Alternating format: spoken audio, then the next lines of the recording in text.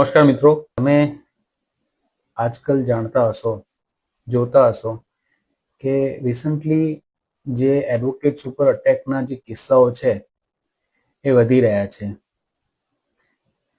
તાજેતરમાં જ એક કર્ણાટકાની અંદર એક એડવોકેટ રોડ રેજની કમ્પ્લેન કરવા માટે પોલીસ સ્ટેશન જાય છે, જ્યાં પોલીસ સ્ટેશનની અંદર નજીવી બાબત ઉપર ઇન્સ્પેક્ટર દ્વારા અલગ અલગ જગ્યાએ લાતો મારવામાં આવે છે. જે મામલો સમગ્ર મામલો ઓનરેબલ કર્ણાટકા હાઈકોર્ટમાં પહોંચે છે અને કર્ણાટકા હાઈકોર્ટ આ મામલાને ગંભીરતાથી લઈ અને જે સબ ઇન્સ્પેક્ટર છે એના અગેન્સ્ટની અંદર ક્રિમિનલ કેસ દાખલ કરવા માટેની ડાયરેક્શન આપે છે. સાથે ઓનરેબલ કર્ણાટકા હાઈકોર્ટ એવું ઓબ્ઝર્વ કરે છે કે it is a fit case where the police sub-inspector who has indulged in such must be brought to book not by mere warning of departmental inquiry, by registration of a crime and conduct of investigation. એટલે માત્ર ને માત્ર ખાલી departmental inquiry ન થવી જોઈએ, પરંતુ એના અગેન્સ્ટની અંદર ક્રિમિનલ કેસ રજીસ્ટર થવો જોઈએ અને ઇન્વેસ્ટિગેશન થવી જોઈએ અને કેસ ચાલવો જોઈએ. મિત્રો, એટલે જ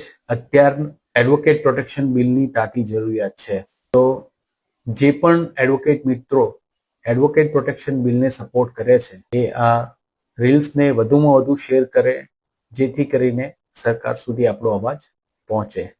જય હિન્દ, જય ભારત.